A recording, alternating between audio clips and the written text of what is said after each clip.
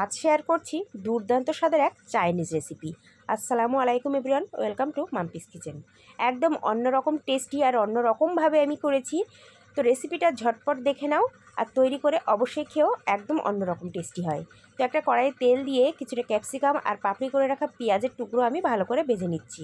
তার মধ্যে দিয়ে দিলাম 1 চামচ আদা আর রসুন বাটা, সেটাও খুব ভালো করে ভেজে নেব।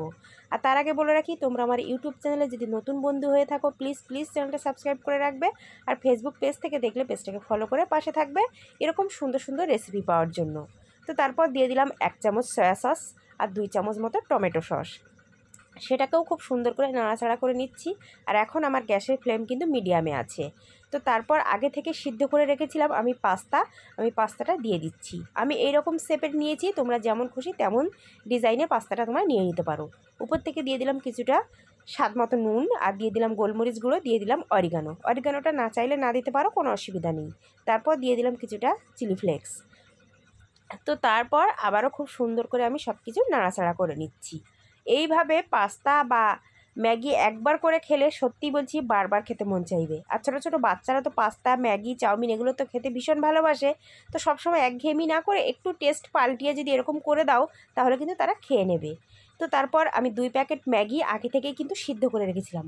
আর সিদ্ধ করে কিন্তু আমি পানিটা ফেলে দিইনি, মানে যতটুকু সিদ্ধ হতে পানি লাগে ঠিক ততটুকু পানি দিয়ে আমি সিদ্ধ করে নিয়ে আমি দিয়ে দিচ্ছি।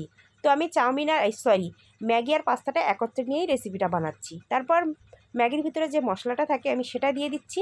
তারপর আগে থেকে আমি একটা ডিম একদম একটু ঝুরো ঝুরো করে রেখেছিলাম, তো সেটাও দিয়ে দিলাম। তারপর একত্রে সব কিছু ভালো করে আমি মিশিয়ে নিচ্ছি। একদম কম সময়ে লাগে, কম ঝটপট লাগে। আর একটু টেস্ট বদলানোর জন্য কিন্তু যদি বাচ্চাদের একটু অন্যরকমভাবে একই জিনিস ঘুরিয়ে ফিরিয়ে দেওয়া যায় তাহলে কিন্তু তারা ভীষণ পছন্দ করে খায়। তো তারপর দিয়ে দিলাম আমি চিজটা একটু গ্রেট করে দিয়েছি। আর একদম লো আঁচে এটা ঢাকনা দিয়ে রেখেছি 1 মিনিট, যাতে চিজটা একটু মেল্ট হয়ে যায়। তারপর ভালো করে একটু উল্টিয়ে পাল্টিয়ে সমস্তভাবে আমি একটু মিশিয়ে নিচ্ছি, যাতে চিজটা প্রত্যেকটা জায়গায় একটু একটু করে লেগে যায়, বেশ খেতে ভালো লাগে। তো রেডি হয়ে গেল একদম অন্যরকমভাবে একটা চাইনিজ প্লেট। তো আমি এটা সার্ভ করে নিচ্ছি। সত্যি বলছি খেতে অসাধারণ ছিল। অবশ্যই কিন্তু যদি এর টেস্টটা বুঝতে চাও তো রেসিপি দেখে ঝটপট একবার বানিয়ে খাও আর কমেন্টে জানাও যে রেসিপিটা কেমন লাগলো। তো আমি উপর থেকে একটু দেখতে সুন্দরের জন্য আমি একটু সাদা তিল এইভাবে ছড়িয়ে দিয়েছিলাম। রেসিপিটা ভালো লাগলে প্লিজ বেশি করে শেয়ার করে দেবে। আর বাড়িতে বানিয়ে যদি থাকো অবশ্যই কমেন্টে জানাবে, আর বানানোর পর কেমন লাগলো সেটাও আমাকে কমেন্টে জানাতে পারো। আর তোমরা কে কোথা থেকে আমার ভিডিও দেখছো প্লিজ কমেন্টে জানিও, আমি তাহলে ধন্যবাদ জানাতে পারবো। তো আমি এইভাবেই আমার বাচ্চাদেরকেও আমি দিয়েছিলাম এবং নিজেও খেয়েছিলাম। সত্যি বলছি অসাধারণ টেস্ট ছিল। তো ভিডিওর প্রথম থেকে শেষ পর্যন্ত যারা আমার সাথেই ছিলে তাদেরকে জানাচ্ছি অসংখ্য ধন্যবাদ। আর ঝটপট আমার পেজ আর চ্যানেলটা ফলো করে নাও। আল্লাহ হাফেজ।